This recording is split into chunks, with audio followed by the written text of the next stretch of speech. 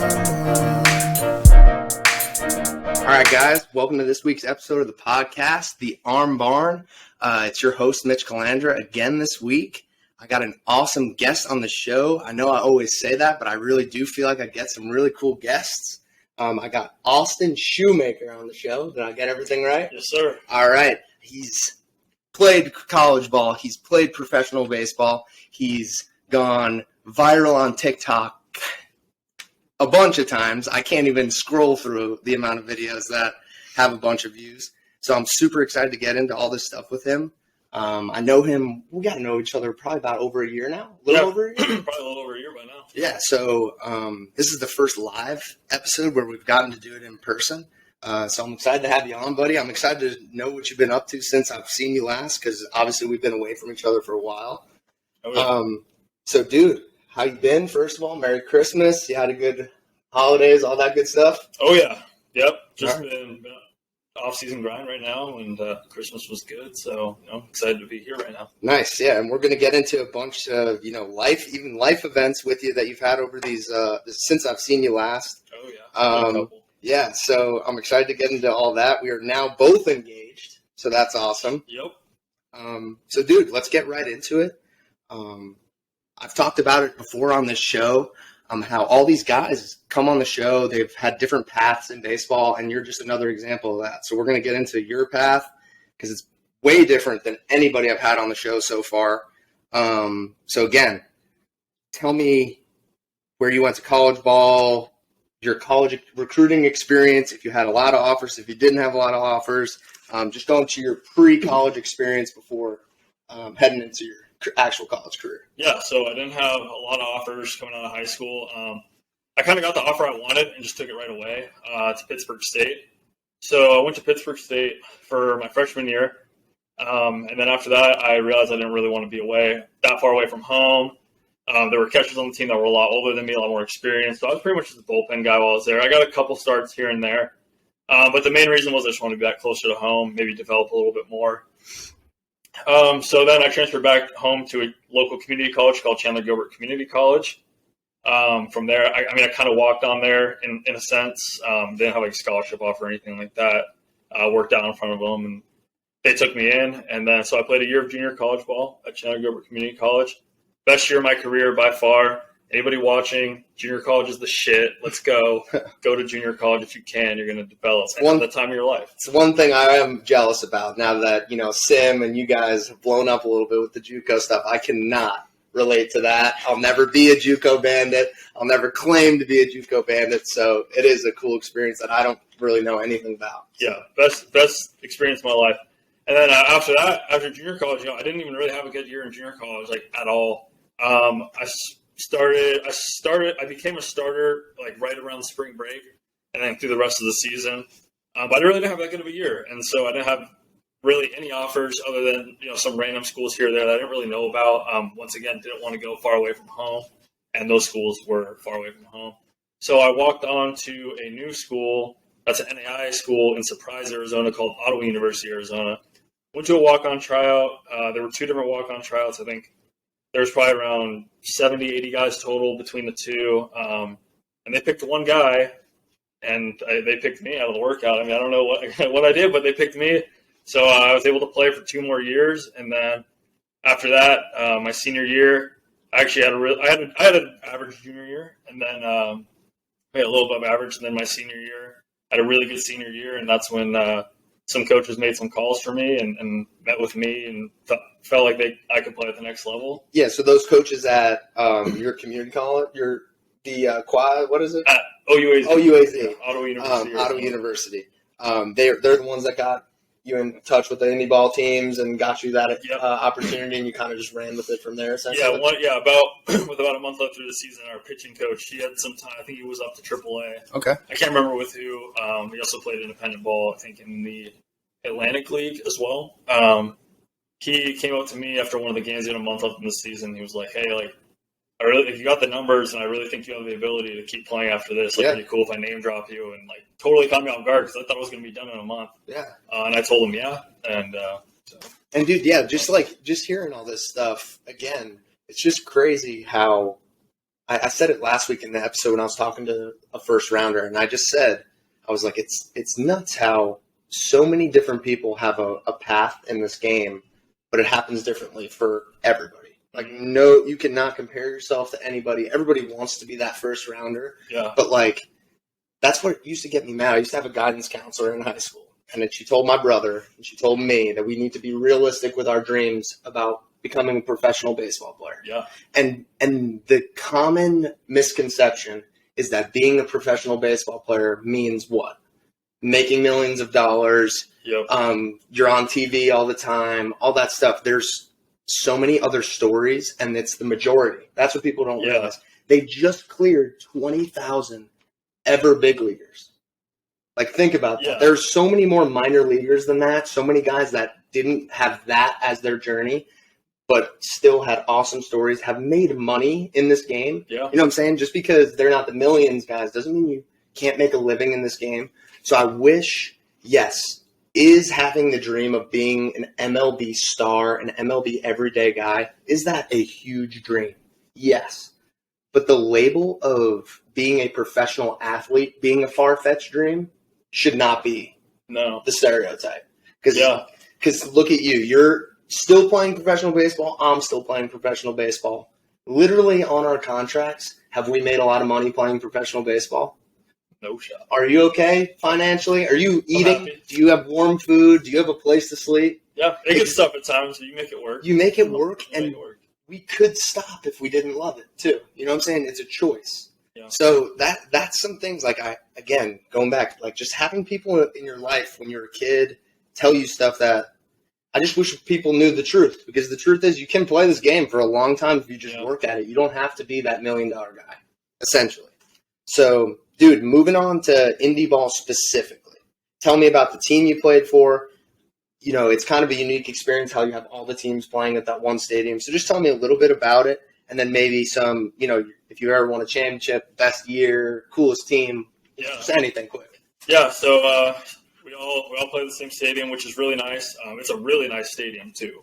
I mean, this past year, my first year in 2020, we had the COVID deal. There was no fan. I mean, there were some fans, but not a lot.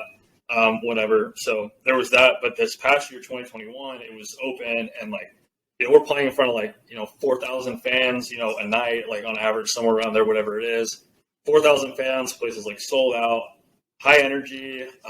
It's a great environment, and you don't have the bus rides too on top of that. Yeah. So like, I mean, that's huge. You're sleeping, for your body. Yeah, you're sleeping at home every single night, which is good. And like I said, you're in the same stadium. The fans get to know you, so the fan-player interaction is really good too. Yeah. So it's a nice little deal they got going on. And I feel like because it's not one person's home field, it kind of creates more of like a fun environment, which keeps the energy up in the place. So it makes it more fun for you guys. It brings energy to you guys, because I feel like it's, you know, obviously those games in independent ball, in the scheme of things, everybody's trying to get out of there. Yeah. So it's individualized a little bit. So if the fans can have more fun and you guys can, you know, feed off that energy, it makes it better for everybody. And dude, hearing that, we don't get that every night. And I'm in an affiliate ball. I'm in where everybody wants to be. Yeah. And we don't get that every night. So that shows you that you can have a great time. You can experience awesome things at anywhere in the professional baseball world. Indie ball, when I was a senior, because I was one of those guys, I wasn't sure if I was going to get called or not. You know, I didn't know for sure that I was going to get drafted.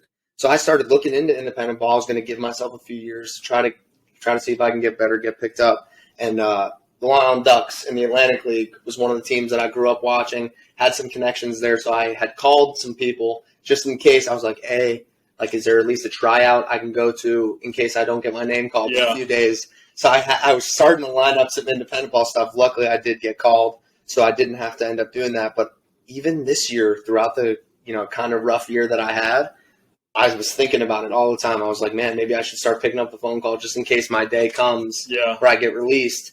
Maybe I can have some backup indie ball options.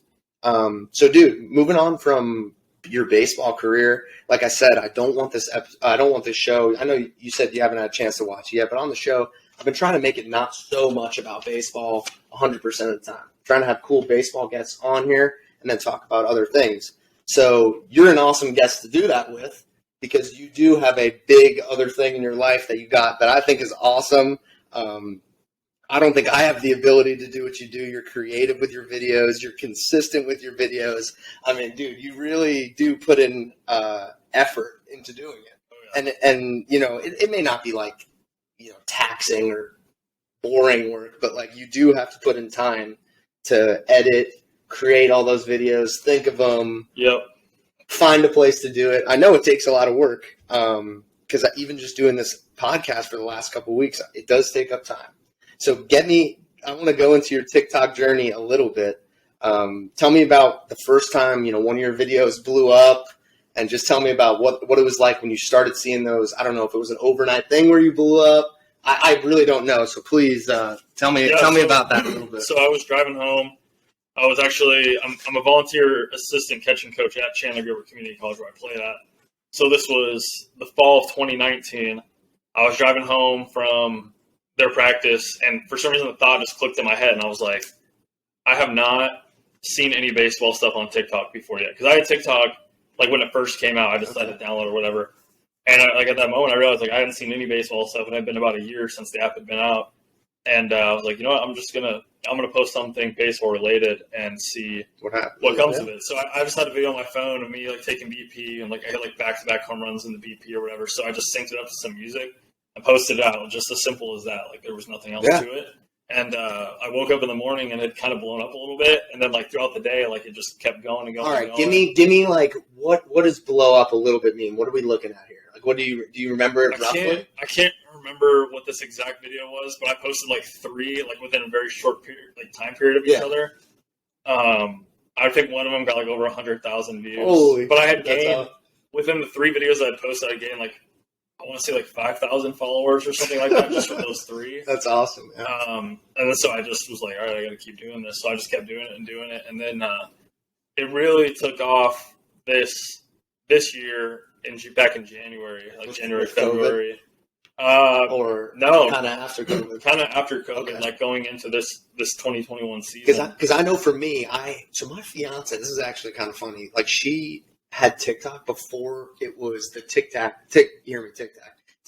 we know today. Musically. Yeah. So it was, I don't know what the app was, but I know she had it beforehand. So she had the update where it transferred over, all that stuff, right? So she had showed me what TikTok was. And then when I downloaded it, I was like, it's an interesting place. It's like an interesting app because, dude, anything can go viral at any time. You never know what's going to pop up on your feed. I mean, it's amazing what videos do go off and what don't. It's a cool experience. That's why, dude, I wanted to know what it was like or what you did. I don't know if it was, you know, a lot of videos of no views and then boom, it happened. Yeah, it wasn't because that, you luckily. jumped on so early, like that's crazy that you just thought of that on your way home, threw it up, and dude, the next day you wake up and you're like, oh crap. Yeah, I don't know what have something. It really took off more this year. I don't know the exact number, but I want to say like a ballpark around of like I probably gained 150,000 followers just this year. I think I was at under 100,000 like going into this year, and I got hit. And I mean, I'm sure recently too with you guys doing that. I know it was going on for a while because I've been seeing you. I don't know when you post the videos. I don't know like how many, like what amount of days that covers sometimes. Yeah. But dude, I feel like I saw you guys try to break that record with a tennis racket, the blitz ball bat. I saw you guys trying to break that record for at least a little. It was 4 days of trying, like four different days. The first 3 days were probably about almost 2 hours at a time, and then the last one was probably about an hour. Okay. Yeah, and then you guys. So the blitz ball, I would assume it was hard for him to be accurate. Yeah. So that was tough, and obviously crank it 120. Yeah, the thing is you can't hit it far because it moves too much. Yeah. So he had to be like close 10 feet away and just hope just hits it right out perfectly. and I just catch it. The tennis racket, he could definitely be a little bit more accurate with. So that was awesome when I saw you guys get it. Every time I'd watch the video, I would try not to look at the bottom to see like if this was the one that you did it, so I could get excited when I finally saw it. So I was following along with that one. I don't always go on TikTok. I'm not always scrolling, but whenever I do, I always see your stuff. And honestly, every time I end up clicking your damn profile, scrolling through some other clips because it is interesting stuff that you post. So guys, if you don't, I know I don't have a big following by any means, but if you don't follow Austin on TikTok, you can go ahead and just say what it is quick if you want. Yeah, it's _ballplayer_Austin. Okay, so yeah, awesome. So it really is. It's a fun account to follow. When you're one of the people that figures out a good thing on these social media apps, it is cool to see you've grown it too. So it's not easy to continuously get the views that you do. So people think, once you blow up once, people are just going to follow you and continue to follow you. That's not how it is. And you having the ability to, I don't want to say accidentally blow up, but like not expect this to happen, then it does happen. And the fact that you figured out how to sustain it and continue to grow it is awesome, because it is valuable, especially nowadays. Having a platform like you have like that, it's so valuable. Yeah. That's why I'm happy. That's why I'm happy you came on the show. I'm hoping, we get to do some of these cool videos that I have planned with my girl this upcoming week. So getting into that a little bit, my fiance is coming out this week. She was a really good softball player in college. So I've been wanting to face her hitting for a really long time. I've never really had another catcher around to be able to catch. So hopefully this week she'll be out here. We're going to try to find a field. So hopefully a video is going to be coming soon of me and Austin trying to hit Nicole, which I don't think is going to go too well for us personally. I'm hoping we run into one, though, so it'll at least humble her just a little bit, because I know she's going to carve me up. And I hope she carves us all up, because she's legit. So it'll be a lot of fun. Dude, so kind of moving on from your baseball career, your awesome stuff that you've done on TikTok, which, again, I think is just so cool. Your indie ball stuff. I just want to get into the part of the show. Guys, if you've been watching these last 2 episodes, you guys know that I started calling this section Catcher's Corner. Austin, you don't know why, but this past year, me being in the bullpen so much, me, hanging around the pitching staff, they started calling me Catch. It was a nickname that stuck. So they told me that when we talk about having the podcast, they told me that if I ever have the show, I should call it Catcher's Corner. I didn't end up naming the show Catcher's Corner, but I'm going to have this part of the show where I ask 5 random questions. Sweet. It's going to be totally stupid, whatever you want to say about any of the questions. The first one, I asked you some stuff because like I've said, I've only known you for a year. So again, I was happy we got to do this. One of the things you said that you like to do is fish, and we have that in common because I've done a lot of fishing these past 4 or 5 years since I've been in Florida. So question number 1, coolest favorite fish story. Give it to me. Oh my gosh, I don't know. Best fish you've ever caught, anything. Coolest fishing experience. Trying to think. You strike me as like a river guy.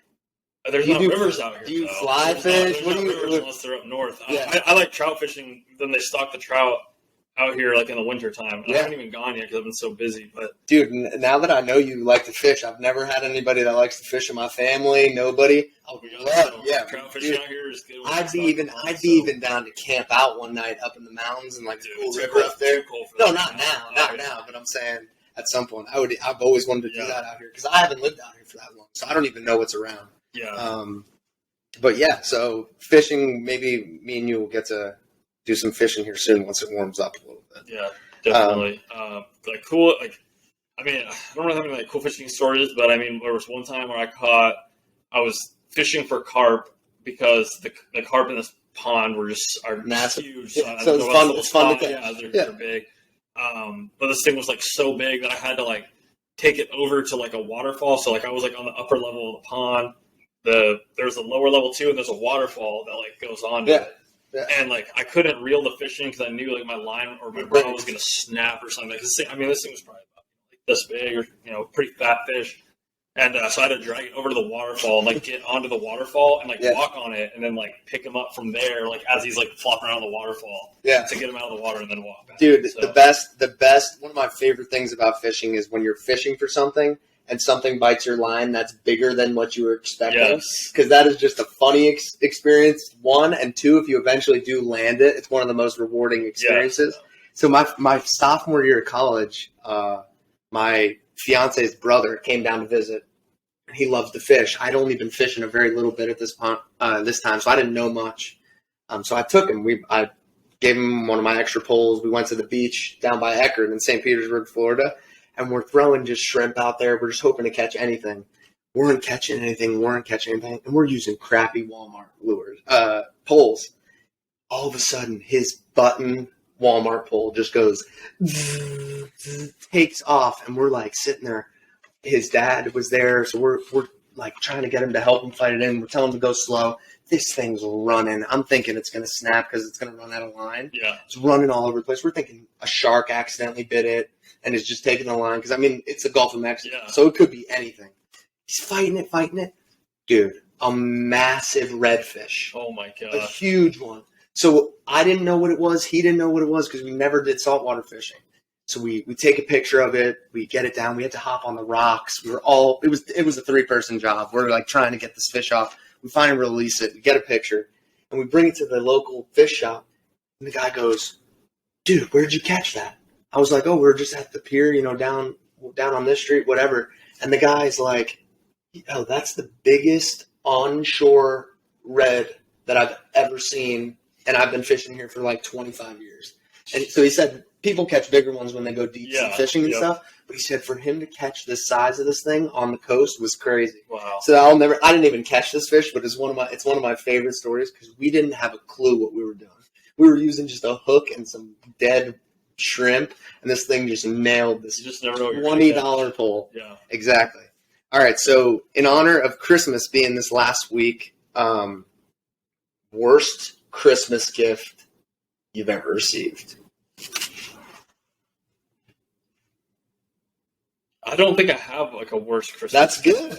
That's it. good then. Then all right, you can give me your best one. Maybe the best one your girl's ever gotten you or something like that. I mean, just this year she got me a Theragun. Oh, that's huge. Those are clutch. Yeah, you need the recovery. So Absolutely. I'd say the Theragun was clutch.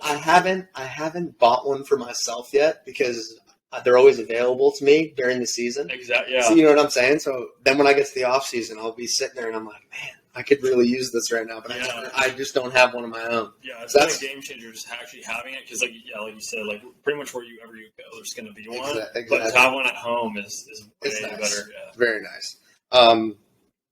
Okay.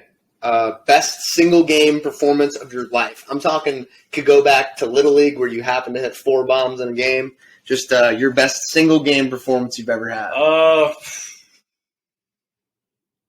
Okay. I guess I could go with 2. So one was in high school on senior night. I went 4. I don't know, 4 for 5, whatever it was. I went 4 for 5.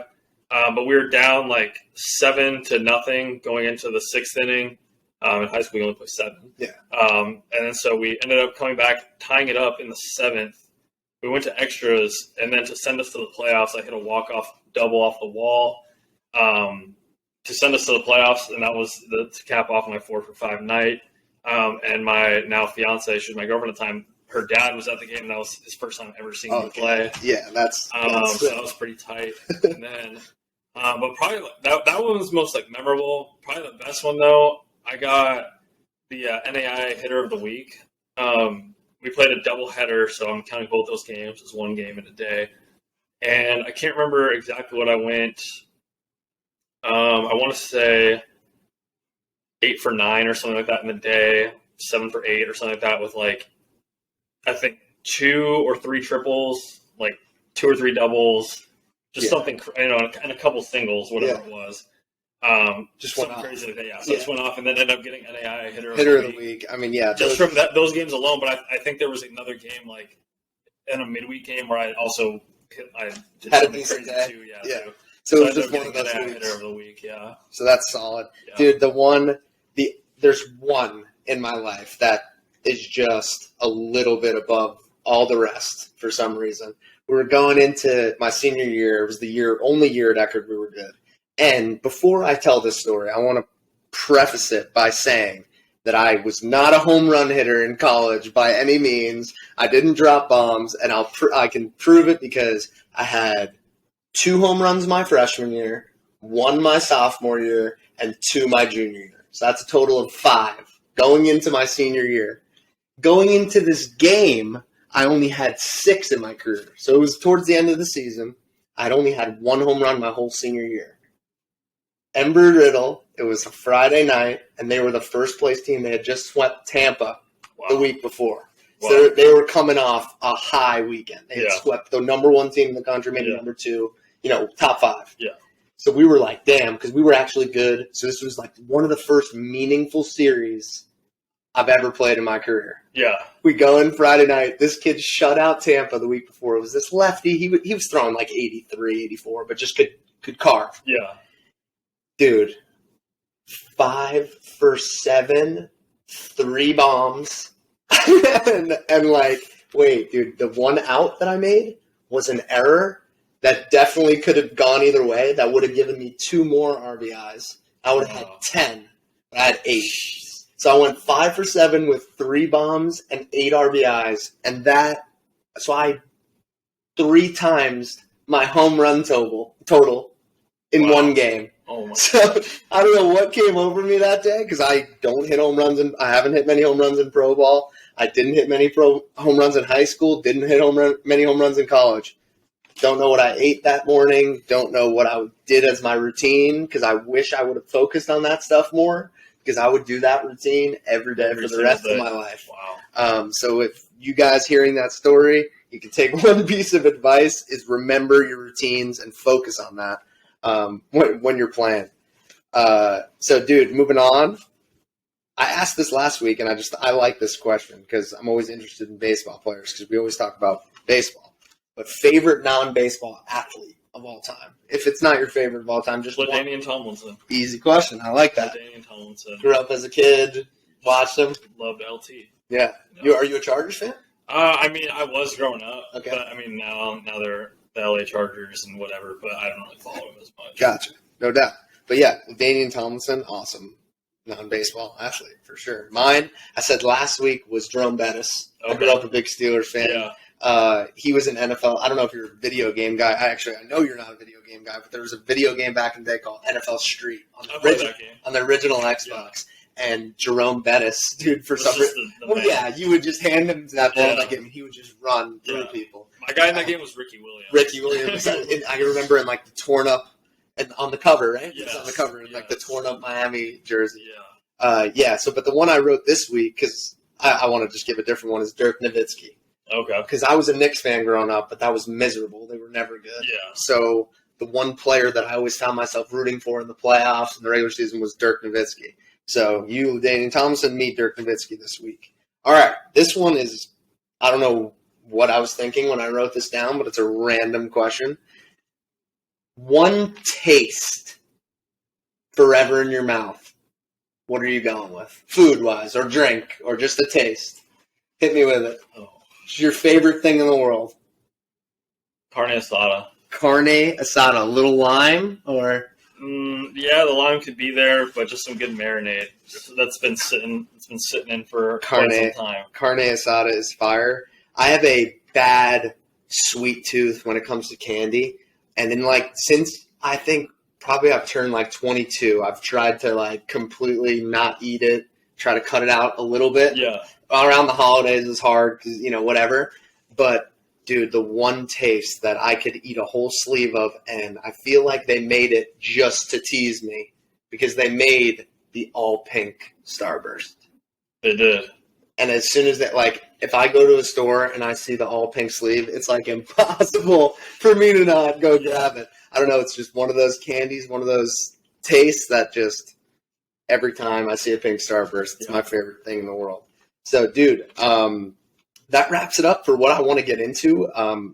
The last thing I do want to talk about is this week coming up. So again, guys, hopefully we can get together. My girl's Nicole is at least going to throw us overhand BP at a field so we can get some BP in. I'm hoping she'll get against us throwing some fast pitch softballs at us. It's going to be tough. I know that. So hopefully we can make it work this week. If not, I really appreciate you coming on the show, dude. I thought it was awesome. We got into a lot of cool stuff. Indie ball, something we don't get to talk about a lot. I thought having you in person, this was awesome. It was the first time I got to do this in person. I thought that was really cool. So, guys, check out this week's episode. I'm going to make some clips about the show, some sneak peek clips before I release the episode. Should be coming out Thursday. So, guys, look out for that. Every week now it's going to be on Thursday. I know I was a little lackadaisical last week with the software episode. But, guys, Austin, thanks again, buddy. If you want to throw out your socials maybe just one more time at the end of the show, because I usually throw up a little thing on the YouTube video. So just one more time, your TikTok, your Instagram, all that good stuff. Instagram is just Austin_Shumaker. My YouTube is just Austin Shumaker, and then my TikTok is _ballplayer_Austin. And I saw the YouTube thing's a little bit newer. Pretty new, yeah. Yeah, so guys, make sure you guys anything. I'll be posting my podcast videos on there on YouTube too. So guys, make sure you give Austin a subscribe on there because he's trying to build up the YouTube channel as well as the TikTok. So guys, have a good night. Hope you guys enjoyed this week's episode of The Arm Bar.